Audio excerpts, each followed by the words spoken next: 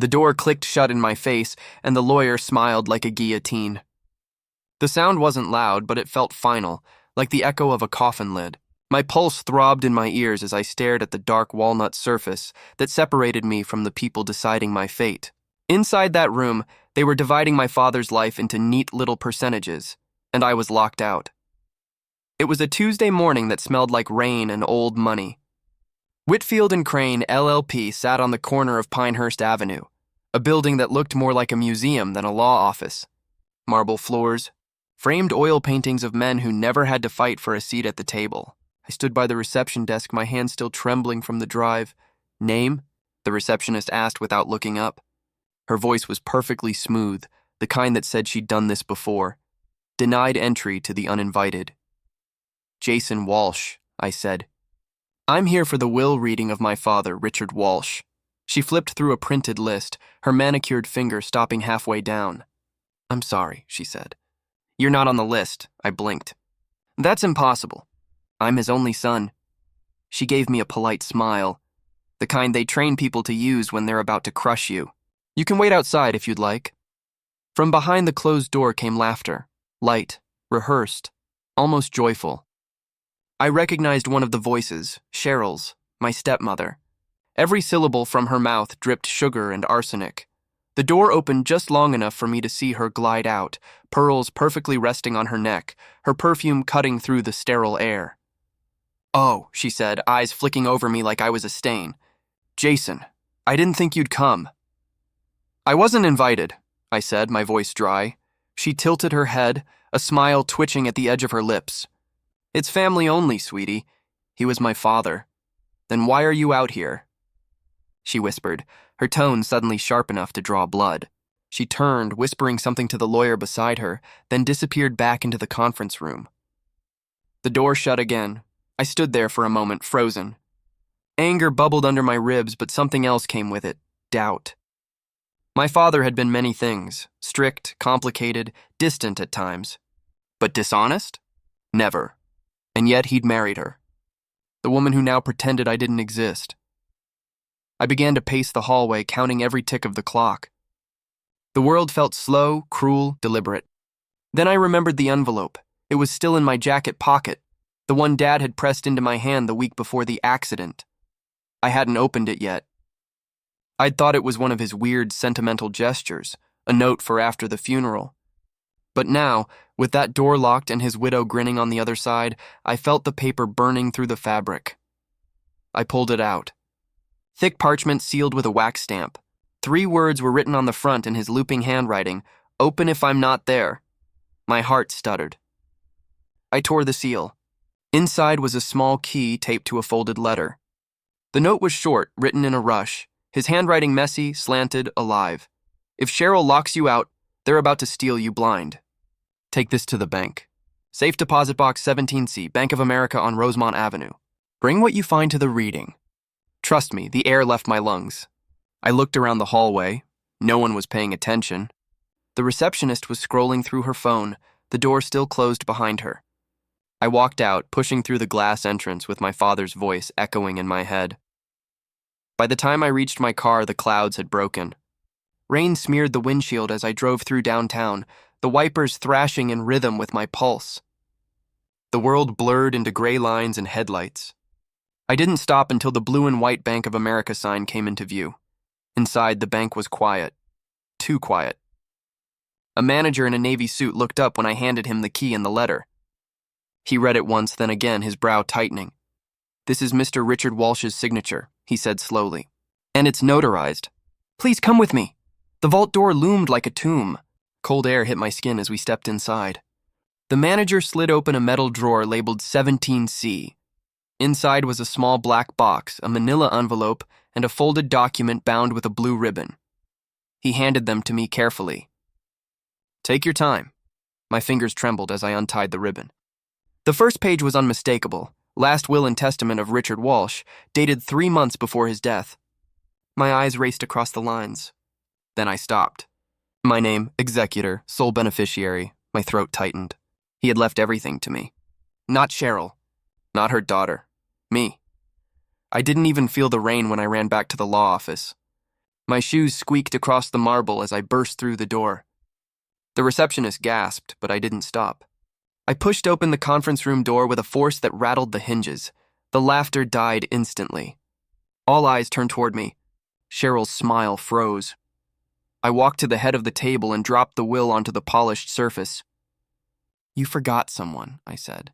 The silence that followed was thick enough to choke on. Cheryl's lawyer leaned forward, adjusting his glasses. Then slowly, a smile curled across his lips. "Well," he said softly, "that's interesting." He tapped the document with one manicured finger.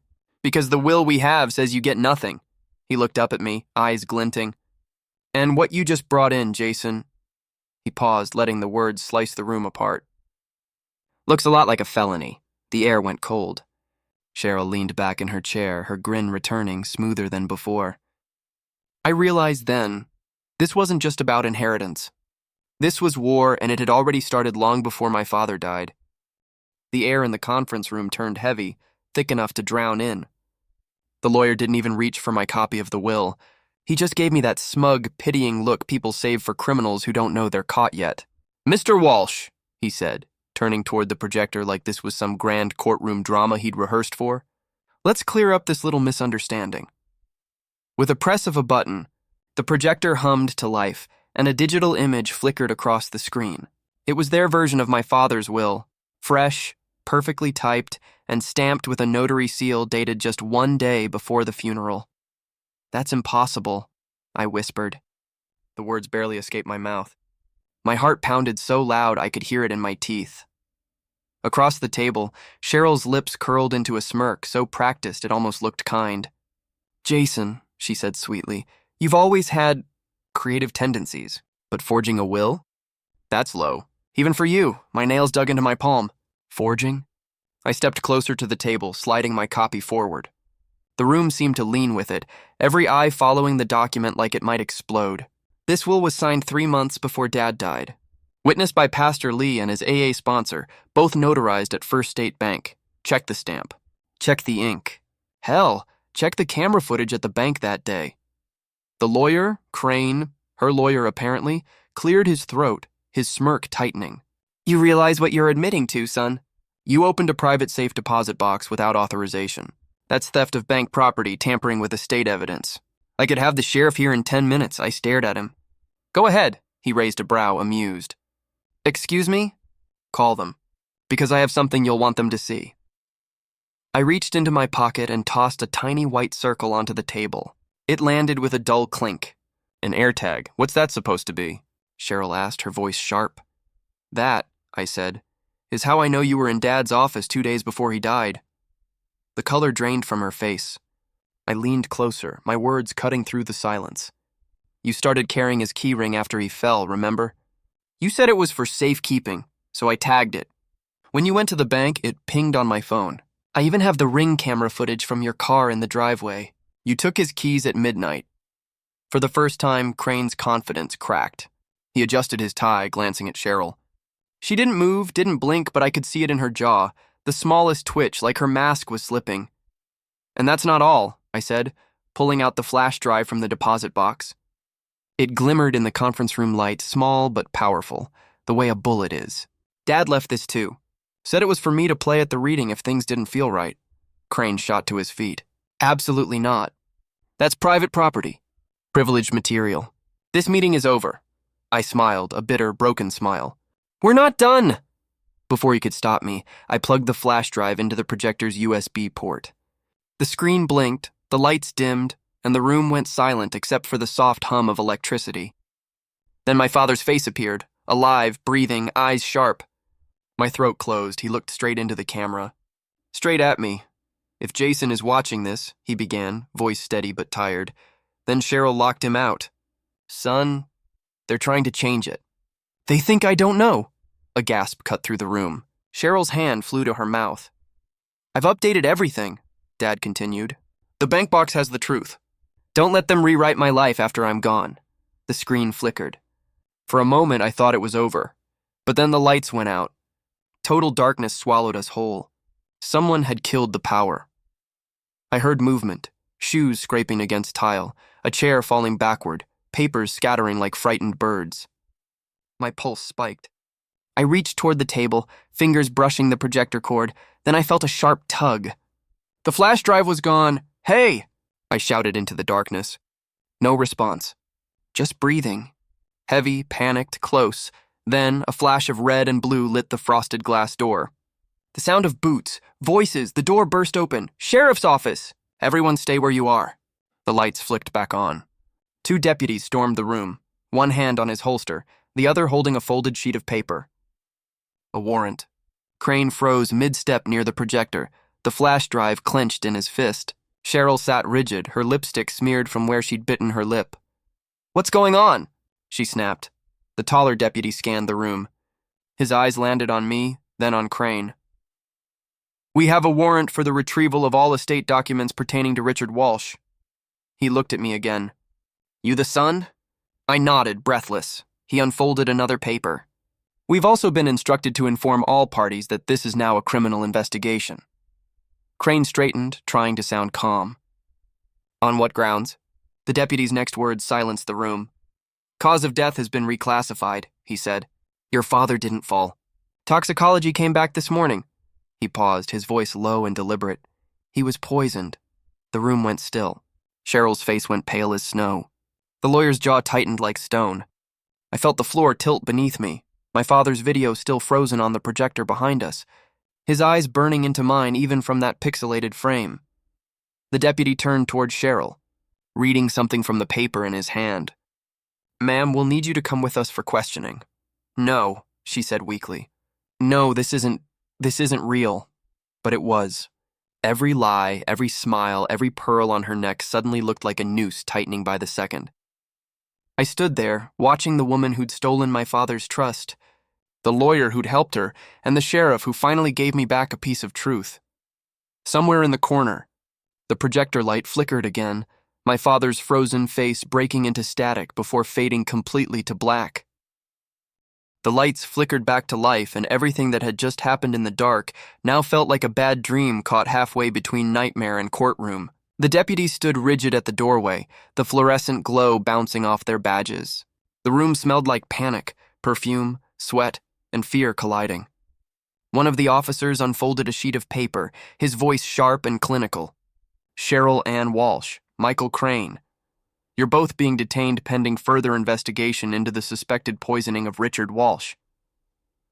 The word poisoned lingered in the air like smoke. Curling around every breath, every heartbeat, Crane was the first to move.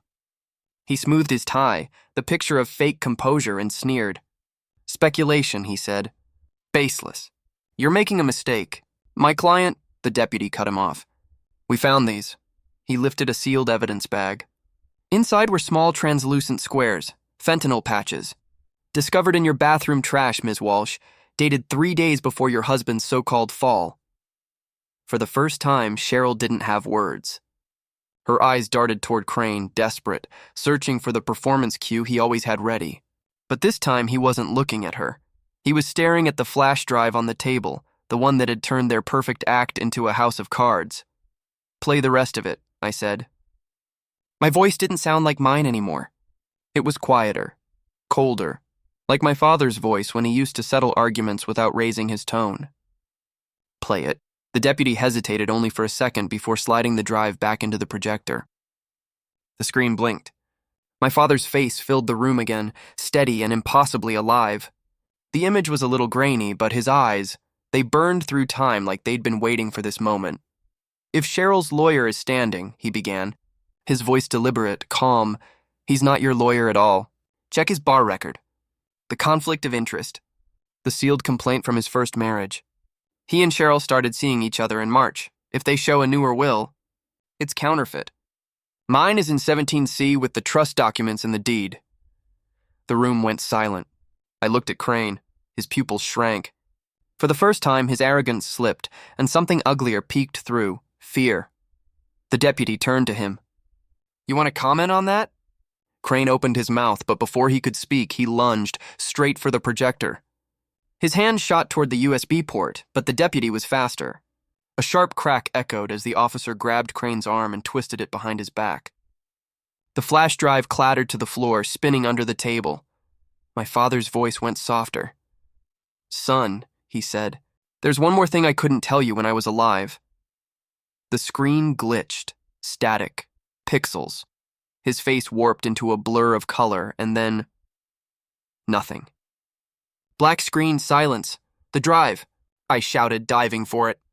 But Cheryl's hand was already reaching under the table. Her fingers brushed the metal casing. I tackled her arm away just as the deputy grabbed it, snapping it into an evidence bag before anyone could move. The room exploded in chaos. Lawyers yelling, deputies shouting commands, phones ringing, footsteps pounding down the hall. Crane's voice rose above the noise. "You have no proof. This is entrapment." But nobody was listening anymore. The receptionist burst in, pale as chalk, holding a wireless phone to her chest. "The courthouse is on the line," she stammered. "Judge Flores wants everyone present for an emergency probate hearing in 30 minutes. She's calling it live." A hush fell over the room. The deputy turned toward Cheryl. "Ma'am, stand up." Cheryl didn't move. Her eyes were glassy, distant, like she was trying to remember how breathing worked. The deputy grabbed her wrist, and the cold metallic click of the handcuffs cut through the silence.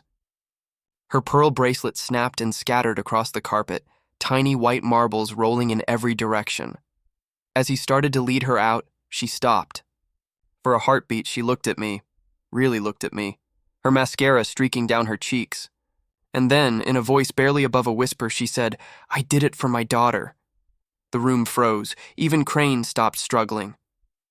One of the deputies glanced at me, uncertain. I couldn't speak. My mind raced. Her daughter, Mia, the teenager she'd mentioned only once, the one who never came around, who my dad barely talked about. "What do you mean?" I asked, my voice breaking, but she only smiled, a cracked, desperate thing, and let herself be led away. The deputies marched her down the hall, their radios crackling. The door slammed behind them, leaving only silence and the low hum of the projector. Crane was next, hands bound, muttering to himself about appeals and immunity. I sat down in my father's chair. For the first time, I noticed the smell, faintly chemical, hidden under the scent of paper and furniture polish. Fentanyl. My stomach twisted. The receptionist came back in, trembling. "The judge says the hearing will be remote. She wants the son, the attorney of record, and any estate documents presented via secure link." I nodded numbly. "We'll be there." The deputy approached, holding the flash drive up to the light. "We'll run forensic recovery on this," he said. "If your father encrypted the video, we'll find the rest of it." "Do that," I said. My voice was steady now, but inside everything was shaking. He paused. "You okay, son?" I looked at him, the same way my dad used to look at me when I'd break something as a kid. "No," I said quietly. "But I will be." He gave a slow nod and walked out. Alone again, I stared at the blank projector screen. My father's last image hovered in my mind, unfinished, waiting, as if he'd been cut off right before saying something that could change everything. And then I saw it. A faint line of text burned into the final frame, only visible when the light hit the screen at an angle. "File 2. Do not open until court." I swallowed hard. Whatever Dad had left in that missing piece, it wasn't just about money anymore. It was about truth. And tomorrow morning, in front of a judge, that truth was going to burn through this family like wildfire. The county courthouse smelled like dust, sweat, and regret. It was the kind of building where justice didn't feel noble. It felt tired. The marble floors were worn smooth by generations of footsteps, each one leaving behind its own story of loss and truth dragged into the light. When I entered courtroom 3B, the air itself seemed to hum with tension. Reporters lingered in the back row, notebooks open. Deputies stood by the door, ready for anything. At the center of it all sat Judge Elena Flores, stern, sharp-eyed, and visibly unimpressed by the spectacle before her. "Let's make this quick," she said as she adjusted her glasses. "I've seen enough family wars to last a lifetime." I took my seat at the plaintiff's table beside a court-appointed estate lawyer who barely looked old enough to rent a car. Across the aisle sat Cheryl, pale and hollow, wrists chained in front of her. The diamonds she used to flaunt were gone. Her fingers were bare, her nails chewed to the quick. Beside her sat Crane, no longer smug, just a shadow, his once slick hair now damp with sweat. The clerk began reading the record. "Estate of Richard Walsh, deceased. Contestation of will, fraud, and homicide under investigation." The words sliced through the silence.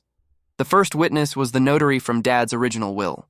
She confirmed every detail, date, signature, witnesses. Then came the bank manager, who verified the key, the box, and the safe deposit records. Each piece of evidence clicked into place like parts of a trap closing. When forensics presented their findings, the ink gauge, the print toner, the watermark from Crane's office, the lie became undeniable. The will presented by the defense, the examiner stated, was printed last Wednesday. 2 days before the funeral, Crane's jaw tightened. He didn't even try to object. I should have felt triumphant, vindicated, but instead a heaviness sat in my chest. This wasn't victory. This was dissection. Every memory of my father, every last thing he'd built, was now a crime scene. Then the clerk approached the bench with a new document, sealed in red wax. "Your Honor," she said, "this was discovered in the original deposit box but marked as to be opened in court." Judge Flores arched an eyebrow. "Proceed." The clerk slid it open carefully, sliding out a single folded sheet. "It's a recorded deed filed 2 weeks before Mr. Walsh's death." She paused, scanning it. "It transfers ownership of the family home, not to his son, but to a trust named Mia's Safe Harbor." The name hit the courtroom like a slap. "Mia?" the judge asked. "Who's Mia?" All eyes turned to Cheryl. She hesitated, her mascara bleeding down her cheeks, her lips trembling. Finally, she whispered, "My daughter." A collective murmur spread through the gallery. Even the reporters leaned forward, pens frozen midair. The clerk handed the document to the judge. She read aloud the terms, her voice steady but slow. "If Cheryl Ann Walsh is convicted of any offense connected to my death," she said, eyes flicking up, "then Mia Walsh shall receive the house and the education fund in trust. Until such time, my son, Jason Walsh, shall serve as successor trustee with full discretion over both assets." For a long moment, no one moved. Then Judge Flores turned her gaze to me. "Mr. Walsh," she said, "you now control the trust. You may choose to terminate it, effectively freeing the property and funds for Ms. Walsh's family, or you may continue to prosecute. If you do and she's convicted, the home transfers to Mia upon majority." My stomach twisted. The judge had just placed my father's house, our house, in my hands like a loaded weapon. Across the aisle, Cheryl looked up. The defiance was gone. The venom, too. What replaced it was something fragile, almost human. "She's 16, she whispered. "She didn't ask for any of this. I wanted to hate her. God, I did. But the truth was my father had seen this coming. He'd made sure that even if she tried to destroy everything, her daughter wouldn't be collateral damage. He was protecting the one innocent left in her world." The judge leaned back, her eyes hard but not cruel. "Mr. Walsh, this court is not just about property, it's about legacy. Decide carefully. Forgive and you restore your family name. Prosecute and you destroy what remains, but perhaps you deliver justice." The words clawed at me. "Forgive the woman who murdered my father and she'd walk free. Prosecute her and her daughter, a 16-year-old I barely knew, would inherit the life my father built." Before I could answer, the courtroom doors creaked open. A woman stepped in, nervous, trembling, clutching a phone like it was her last lifeline. "Your Honor," she said softly, I'm Crane's ex-wife. "I have something you need to see." The bailiff took her phone and connected it to the court display. The screen lit up with a series of messages, text threads between Crane and Cheryl. Crane: "Don't worry. The patches metabolize fast. No trace after 48 hours, Cheryl. Are you sure?" Crane: "Positive. Once he's gone, we'll update the will." "I'll handle the notary," the room gasped. Crane's face turned chalk white. His ex-wife started to cry. "He told me everything after he left her," she said. I couldn't live with it. The judge's gavel came down hard. "Bailiff, take them both into custody." The sound of metal clinking echoed through the room. Crane's composure shattered. He yelled something about conspiracy and revenge, but no one cared. The truth was finally on record. Judge Flores looked back at me. "Mr. Walsh," she said quietly, "you have 10 minutes before we finalize the trust. Decide whether to prosecute or not." I stood up on shaky legs and stepped into the hallway, the walls closing in around me. My father's voice still echoed in my head, the recording unfinished, the mystery still alive. As I reached into my jacket pocket for a handkerchief, my fingers brushed against something I didn't recognize, a small envelope I hadn't put there. The court clerk appeared beside me, her eyes soft. "Your father left one more codicil," she said. "He wanted you to open it only if you were forced to choose." My pulse froze. I tore it open, knowing that whatever was inside would decide the fate of everyone left standing. The envelope felt heavier than it should have, a single sheet of paper, yet it carried the weight of an entire family's soul. I stared at my father's handwriting for a long time before opening it, afraid that whatever was inside would change everything forever.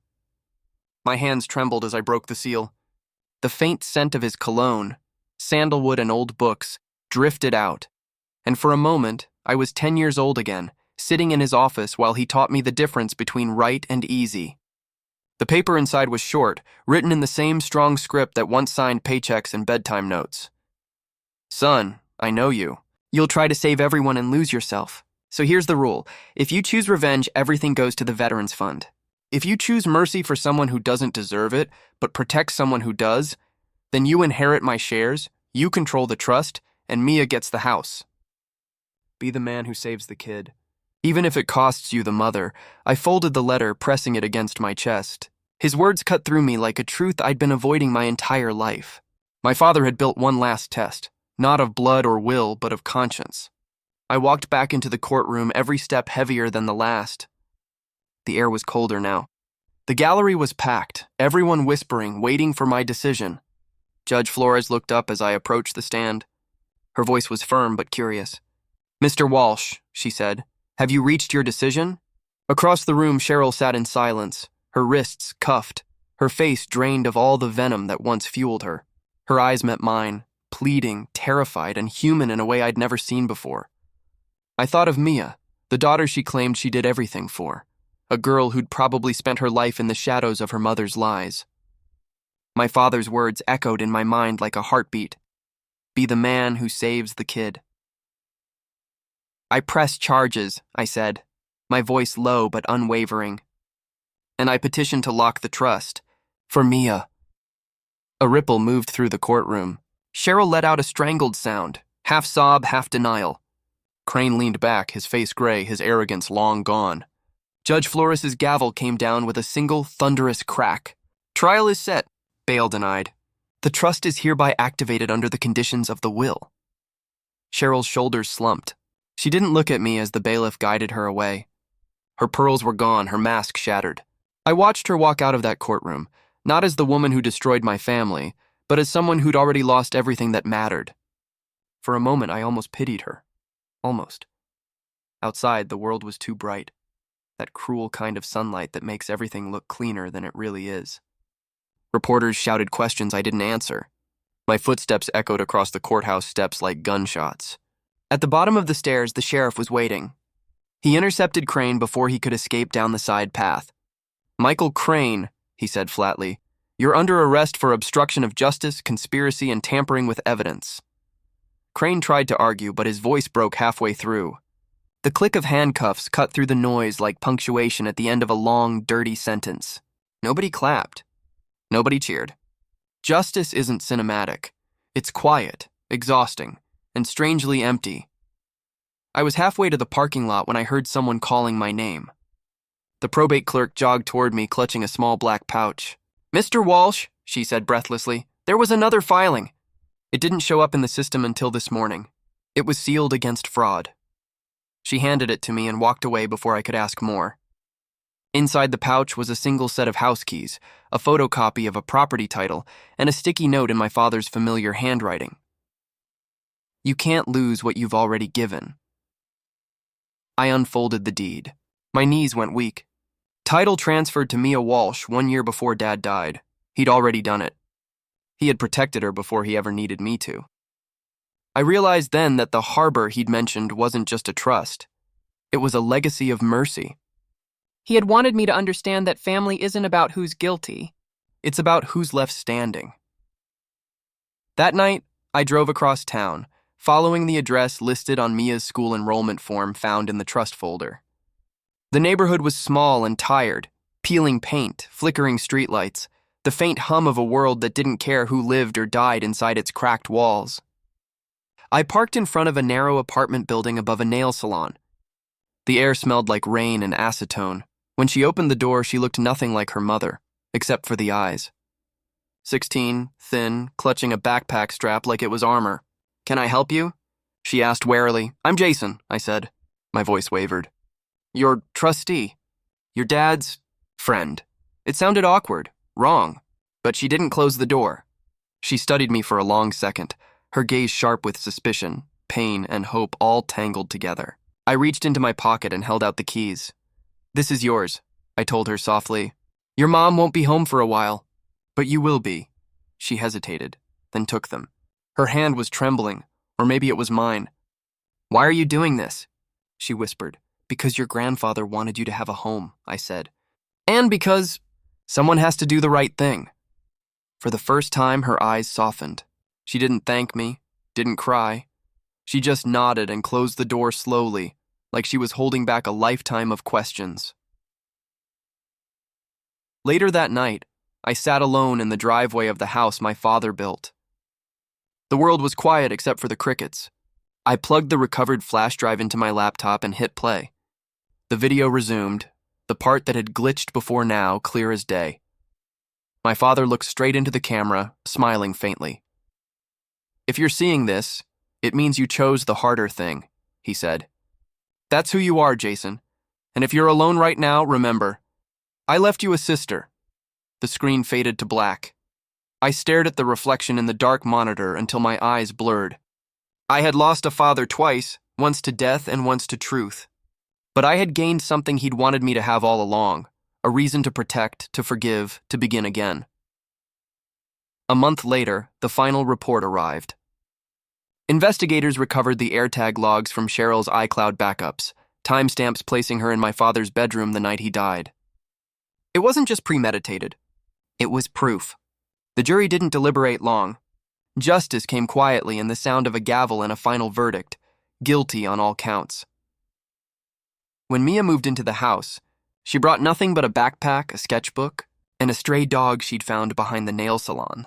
We changed the lock code together. That night, she sat on the living room floor, eating mac and cheese out of the pan. She cried without hiding it. I sat on the stairs, watching her. Somewhere between guardian and brother? Or maybe just another broken soul my father had tried to save through love disguised as law.